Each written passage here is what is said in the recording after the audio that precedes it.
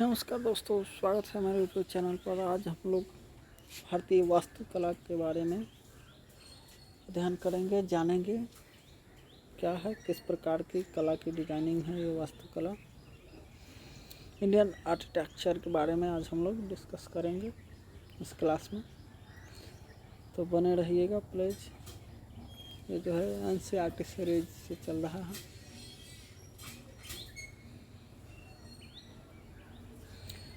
कला क्या है, तो कला के बारे में देख लेते हैं दोस्तों। कला सिर्फ एक शब्द नहीं, इसकी अर्थ व्यापकता के अनेक क्षेत्र हैं। भाषा, संस्कृति, इतिहास, साहित्य और समाज में यह अनेक रूपों में स्थापित है। इसका प्रयोग विभिन्न अर्थों में किया जा रहा है।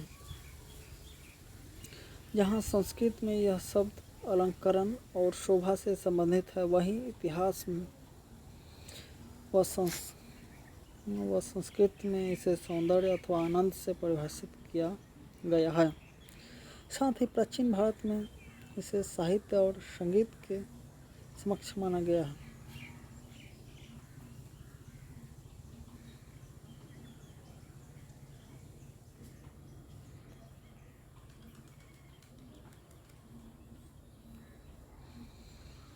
थोड़े और जूम कर लेते हैं दोस्तों।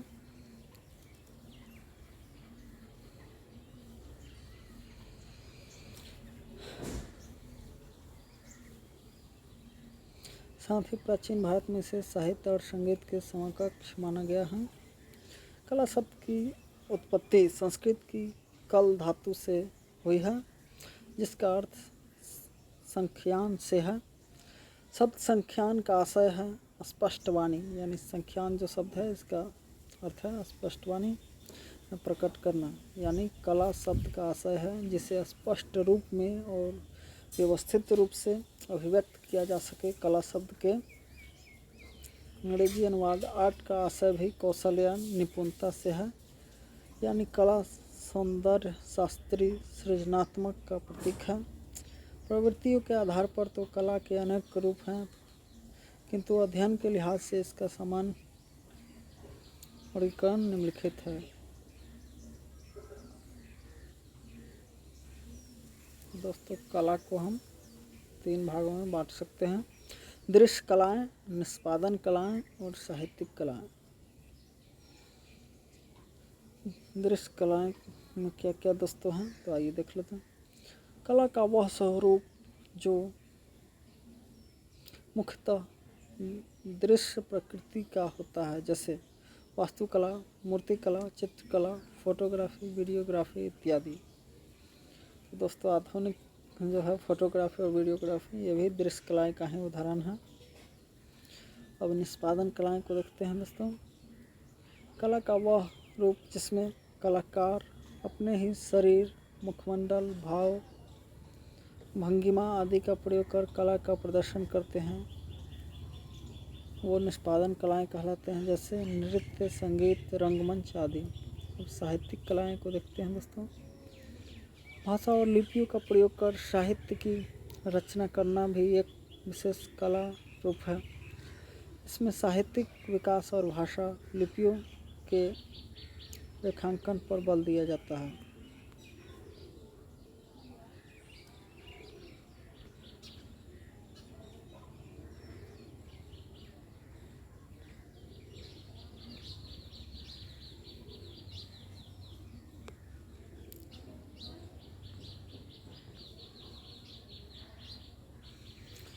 वास्तुकला या स्थापत्य कला क्या है दोस्तों, तो वास्तु शब्द की उत्पत्ति संस्कृत भाषा के शब्द वस से हुई है, जिसका आशय बसने या रहने से है।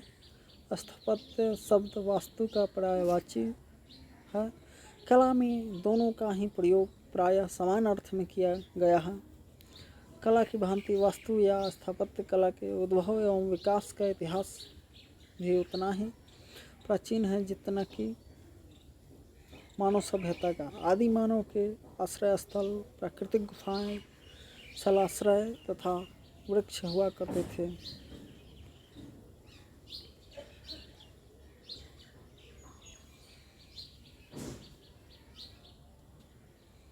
यूरोप महाद्वीप के अंतर्गत स्पेन तथा फ्रांस के सीमावर्ती प्रदेशों में ऐसी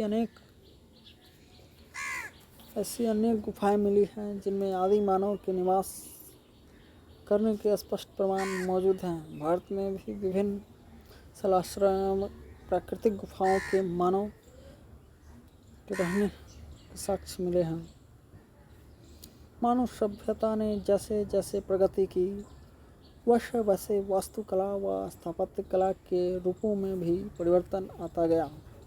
भारत में प्रागैतिहासिक काल से लेकर 12वीं सदी तक स्थापत्य कला के विकास में निरंतरता दिखती है। यद्यपि भारतीय कला पर विदेशी प्रभाव प्रारंभ से ही बार बार पड़ता है, तथापि कलाओं का भारतीय स्वरूप बरकरार रहा। अतः 13वीं सदी से लेकर ब्रिटिश काल के बीच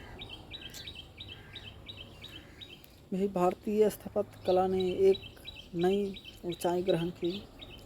भारतीय स्थापत्य कला के बारे में एक विचारणीय प्रश्न यह है कि किसी प्राचीन स्थापत्य या या कलाकृति में रचनाकारों का नाम उल्लेखित क्यों नहीं किया गया है। क्या प्राचीन भारतीय कला अनाम है या कुछ और कारण रहे हैं। दरअसल प्राचीन काल में कलाकार सामान्यतः उन शासकों तथा संभ्रांत लोगों के आश्रय में रहते थे जो अपने धार्मिक उत्साह को इन व्यावसायिक वर्गों के माध्यम से अभिव्यक्त करने को सदा उत्सुक रहते थे। युग युगांतर तक भारतीय कला का यह आत्मिक प्रति धार्मिक उत्साह सारे देश में बिखरे स्मारकों और मंदिरों में प्रकट होता रहा। यानी शासक और संभ्रांत लोगों के धन से निर्मित कलाकृतियाँ कलाकारों के नाम से नहीं पहचानी गई, अपितु शासक के कालक्रम से ही जानी समझी जाती रही है। दूसरी बात यह है कि भारत में कला और धर्म का घनिष्ठ संबंध रहा। यहाँ कला में धर्म की भूमिका अथवा आध्यात्मिक का अत्यधिक प्रभाव एवं व्यापक पक्ष दृष्टिगोचर होता है। परिणाम स्वरूप कला संप्रेषण का माध्यम बनकर तत्कालीन समाज की आवश्यकता की पूरक बन गई। अध्ययन की दृष्टि से भारतीय स्थापत्य कला को उसकी प्रवृत्तियों, विशेषता तथा कालक्रम के संदर्भ में देखना ज़्यादा समीचीन होगा। भारतीय स्थापत्य कला दोस्तों, सैन्य स्थापत्य, बौद्ध वास्तुकला, मंदिर वास्तुकला, इंडो इस्लामिक वास्तुकला, आधुनिक वास्तुकला। तो आइए देख लेते हैं। सिंधुकालीन स्थापत्य कला। भारत में सर्वप्रथम हड़प्पा सभ्यता में सुव्यवस्थित स्थापत्य निर्माण नगरों का प्रादुर्भाव के साक्ष्य प्राप्त होते हैं। हड़प्पा सभ्यता भारतीय संस्कृति की लंबी एवं वैविध्यपूर्ण कहानी का प्रारंभिक बिंदु।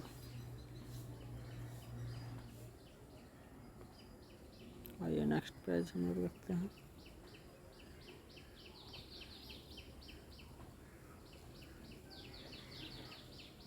ये देखिए दोस्तों, धौलावीरा उत्खनन स्थल।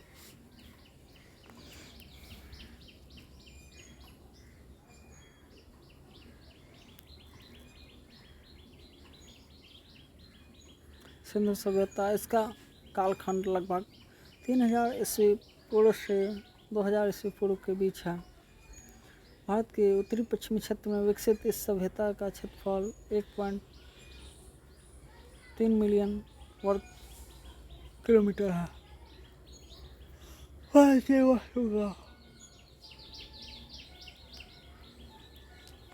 भारतीय वास्तुकला के प्राचीनतम नमूने हड़प्पा, मोहनजोदड़ो, रोपर, कालीबंगा, लोथल और रंगपुर आदि से पाए गए हैं।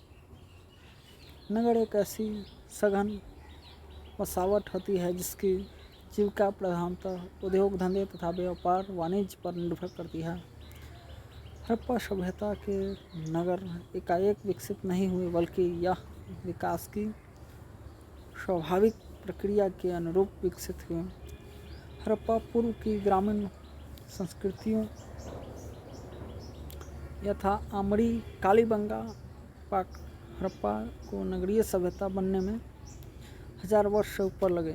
अतः हड़प्पा सभ्यता के स्थापत्य की प्रमुख विशेषताएं इसकी नगर निर्माण योजना है।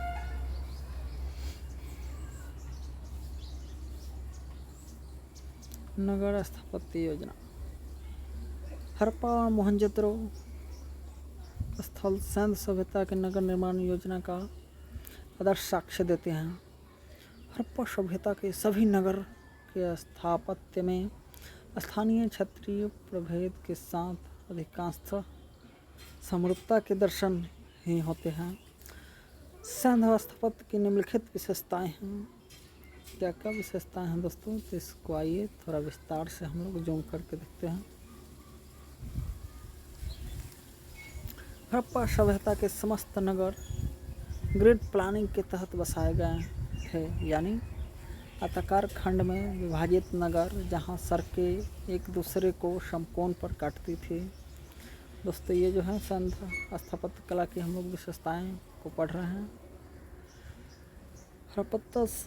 हड़प्पा सभ्यता के समस्त नगर ग्रिड प्लानिंग के तहत बसाए गए थे, यानी आयताकार खंड में विभाजित नगर जहां सड़कें एक दूसरे को समकोण पर काटती थी। हड़प्पा सभ्यता के नगरीय क्षेत्र 2 हिस्सों में बटे थे, दुर्ग गढ़ी क्षेत्र या पश्चिमी टीला तथा दूसरा पूर्वी टीला।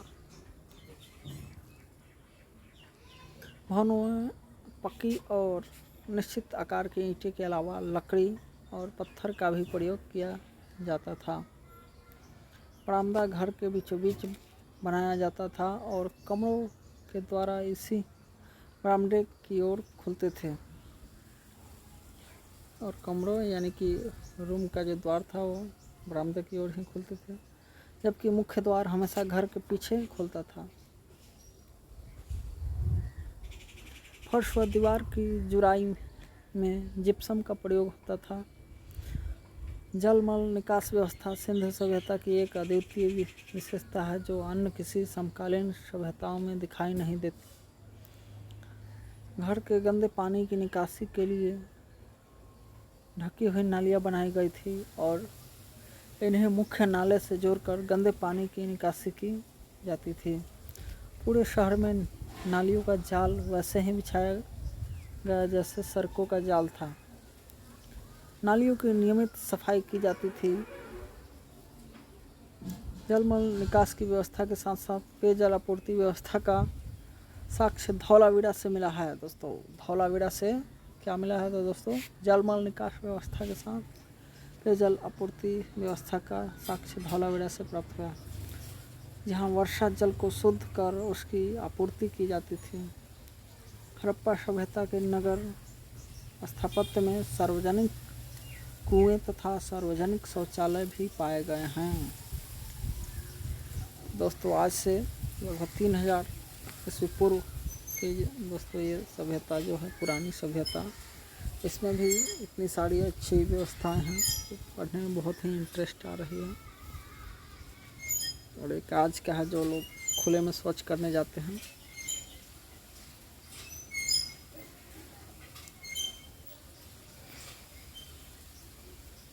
हड़प्पा सभ्यता में 2 मंजिला भवनों, सीढ़ियों, पक्की कच्ची ईंटों के इस्तेमाल के साक्ष्य मिले हैं। यानी हड़प्पा सभ्यता के भवनों में जो है कच्ची पक्की ईंटों का प्रयोग किया जाता था। उसमें 2 मंजिला भवनें भी थी, सीढ़ियाँ भी थी इसमें, किंतु गोलाकार स्तंभ और घर में खिड़की का चलन नहीं था, यानी कि गोलाकार जो है खंभे वगैरह नहीं थे। हड़प्पा सभ्यता के नगरों में सभी प्रकार के भवन मिले हैं, किंतु मंदिर का कहीं स्पष्ट प्रमाण नहीं मिला है।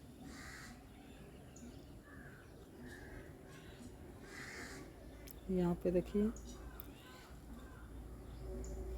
हड़प्पा सभ्यता के नगर या शहर मुख्यतः 2 हिस्सों पूर्वी और पश्चिमी में विभाजित थे। यह विभाजन सामाजिक स्थिरीकरण का प्रतीक मालूम होता है।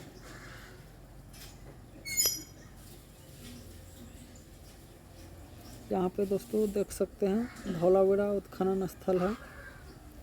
इसकी इस प्रकार की नगरें डिजाइनिंग है। धौलावीरा उत्खनन स्थल। अंतर के मुद्दे पश्चिमी टीला पूर्वी टीला क्षेत्रफल। पश्चिमी टीला पूर्वी टीला में अंतर क्या क्या है वो जानेंगे अभी हम। यह पूर्वी हिस्से की तुलना में क्षेत्रफल में कम है। पूर्वी टीला क्या है दोस्तों, यह क्षेत्रफल में अधिक है। ऊंचाई में देख लेते हैं दोस्तों, यह तुलनात्मक रूप से अधिक ऊंचाई पर है और पश्चिमी पूर्वी टीला जो है यह तुलनात्मक रूप से कम ऊंचाई पर है। आबादी में दोस्तों दोनों नगरों को देख लेते हैं। बेहद कम आबादी बसे होने की संभावना है। इसमें पूर्वी टीला में अधिक आबादी बसे होने की संभावना व्यक्त की गई है। दुर्गीकरण की दृष्टि से देखते हैं, यह पूर्णतः दुर्गीकृत है, इसलिए इसे गढ़ी क्षेत्र भी कहते हैं। यह दुर्गीकृत नहीं है। पूर्वी टीला जो है प्रमुख भवनों दोनों में क्या क्या थे, पश्चिमी टीला और पूर्वी टीला में विशाल स्नानागार परिसर, विशाल अन्नागार, विशाल सभा भवन मोहनजोदड़ो से प्राप्त हुए हैं दोस्तों। इसे भी याद रखिएगा, एग्जाम में कभी कभी पूछ देते हैं कि विशाल सभा भवन दोस्तों कहाँ से प्राप्त हुए हैं। सैंडस कालीन सभ्यता में तो दोस्तों मोहनजोदड़ो से प्राप्त हुए हैं। कब्रिस्तान R37 ये कहाँ से प्राप्त हुए हैं तो दोस्तों हड़प्पा से। 7 अग्नि वेदिका ये कहाँ से प्राप्त हुए हैं, कालीबंगा से दोस्तों। ये सब भी याद रखिएगा। 7 अग्नि वेदिका ये भी क्वेश्चन कभी कभार पूछ देता है। कालीबंगा से प्राप्त हुए हैं 7 अग्नि वेदिका।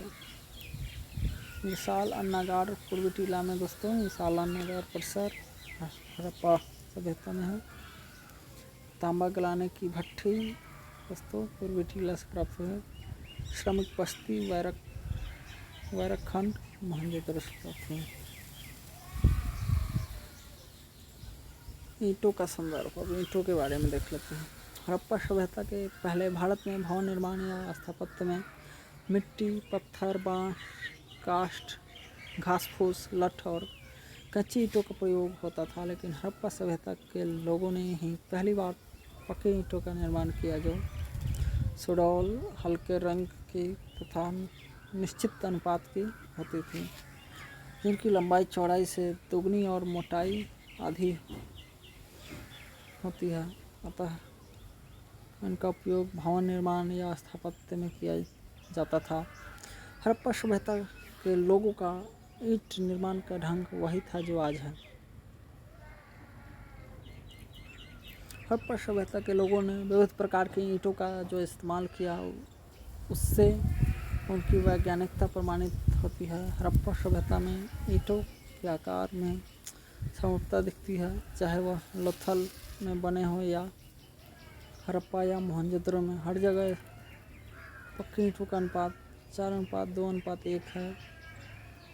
चबूतरा, रक्षा दीवार, बुर्ज, सड़क आदि बनाने में प्रायः कच्ची ईंटों का ही इस्तेमाल हुआ है, जबकि स्नानागार, अन्नागार, गोदीबारा, नाली, कुआं, शौचालय आदि बनाने में पक्की ईंटों का इस्तेमाल हुआ है। सिंधु सभ्यता में चनहुद्रो,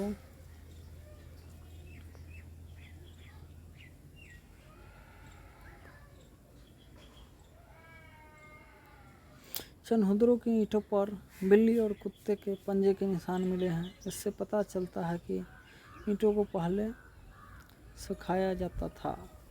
वाह, ऐसी थी सभ्यता। विशाल स्नानागार, विशाल स्नानागार, विशाल स्नानागार हड़प्पा सभ्यता की प्रमुख इमारतों में गिना जाता है। यह मोहनजोदड़ो के गढ़ी क्षेत्र से प्राप्त हुआ है। दोस्तों एग्जाम में क्वेश्चन आते हैं कि विशाल स्नानागार हड़प्पा सभ्यता में कहाँ से प्राप्त हुई है, तो यह मोहनजोदड़ो के गढ़ी क्षेत्र से प्राप्त हुआ है, इसे याद रखिएगा। एक अध्ययन में इस ढांचे की सबसे ऊपरी सतह पर एक कुषाणकालीन स्तूप प्राप्त हुआ है, इसलिए इसे स्तूप टीला के नीचे मोहनजोदड़ो का विशाल स्नानागार भी कहा जाता है।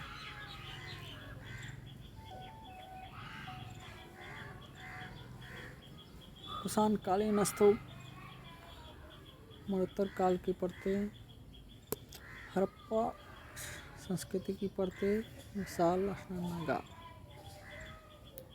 विशाल स्नानागार की पूर्णतः पक्की ईंटों से निर्मित है। इसे विशाल स्नानागार भी पूर्णतः पक्की ईंटों से निर्मित है। इसे परिसर इसलिए कहते हैं क्योंकि इसमें स्नानागार के साथ साथ 3 ओर से बरामदा है। बरामदे पर भी कमरा, कमरे के बगल में सीढ़ी, तालाब, कुआं, सब कुछ एक ही जगह से मिला है।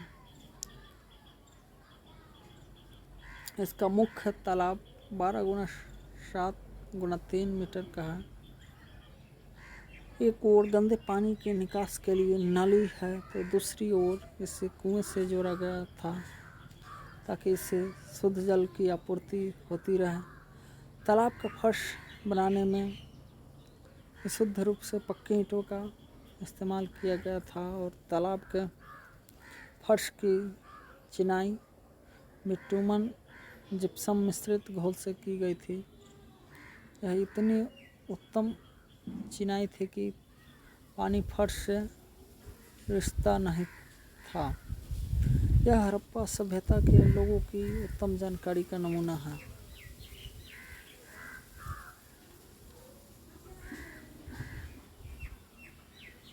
देखिए दोस्तों, स्नानागार मोहनजोदड़ो का जो है ये स्नानागार है। देखिए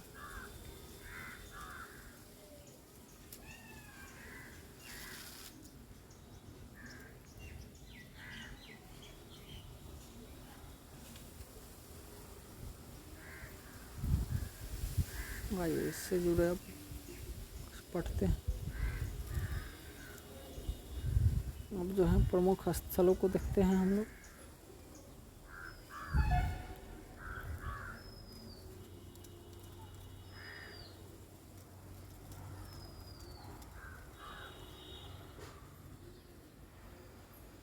सिंध सभ्यता से जुड़े प्रमुख स्थल हैं। मोहनजोदड़ो सिंधु नदी के पश्चिमी तट पर पाकिस्तान के सिंध प्रांत के लड़काना जिले में स्थित यह स्थल हड़प्पा सभ्यता की राजधानी माना जाता है। प्रमुख स्थलों में दोस्तों मोहनजोदड़ो हैं और ये अभी वर्तमान में पाकिस्तान के सिंध प्रांत के लड़काना जिले में स्थित है। यह स्थल हड़प्पा सभ्यता की राजधानी माना जाता था। यहाँ से निम्नलिखित वस्तुओं की प्राप्ति हुई है। दोस्तों मोहनजोदड़ो से क्या क्या प्राप्त हुई है तो विशाल स्नानागार, विशाल अन्नागार, विशाल सभा भवन, ये सब याद रखिएगा दोस्तों, एग्जाम में आते हैं। इन सभी से बहुत सारे क्वेश्चन आते हैं। मोहनजोदड़ो से दोस्तों क्या क्या हमें प्राप्त हुए हैं तो विशाल स्नानागार, विशाल अन्नागार, विशाल सभा भवन, पक्की ईंटें, खांचेदार नालियाँ, नर्तक की मूर्ति यानी कांस्य की मूर्ति कहाँ से प्राप्त हुई है तो दोस्तों मोहनजोदड़ो से। ये मेसोपोटामियाई मुहर, दोस्तों इसे भी याद रखिएगा, मोहनजोदड़ो से ही प्राप्त हुई है। मेसोपोटामियाई मुहर, पशुपति की मुहर मोहनजोदड़ो से ही प्राप्त हुई है। श्रृंगार सामग्री, मकान में खिड़की के साक्ष्य आदि ये सब मोहनजोदड़ो से प्राप्त हुई है। अब हड़प्पा के बारे में देख लेते हैं। सिंध सभ्यता की दूसरी प्रमुख नगरों में से है। सिंधु घाटी सभ्यता की खुदाई के क्रम में पाकिस्तान के पंजाब प्रांत के मोंटगोमरी जिले में रावी नदी के तट पर स्थित स्थल हड़प्पा को सर्वप्रथम खोजा गया था। इसलिए इस पूरी सभ्यता का नाम इसी के नाम पर हड़प्पा सभ्यता रखा गया।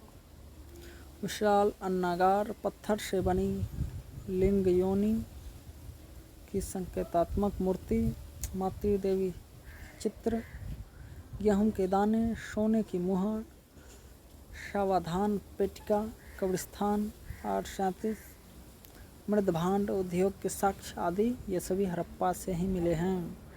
तो दोस्तों इसे भी याद रखिएगा, परीक्षाओं में क्वेश्चन आते हैं दोस्तों कि हड़प्पा सभ्यता से क्या क्या प्राप्त हुए हैं तो ये सब आप लोग याद रखिएगा। सिंधु घाटी की सभ्यता खुदाई दोस्तों हड़प्पा से शुरू हुई। क्रम में पाकिस्तान के पंजाब प्रांत के दोस्तों हड़प्पा भी अभी वर्तमान में पाकिस्तान में ही है। पाकिस्तान के पंजाब प्रांत के मोंटगोमरी जिले में रावी नदी के तट पर स्थित है हड़प्पा जो है। सर्वप्रथम खोजा गया था इस स्थल को, इसलिए इस सभ्यता का नाम हड़प्पा सभ्यता या सिंध सभ्यता रखा गया है।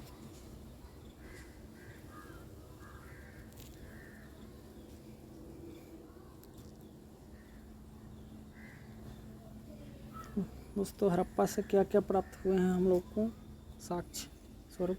विशाल अन्नागार दोस्तों, विशाल अन्नागार मोहनजोदड़ो में अभी प्राप्त हुए हैं।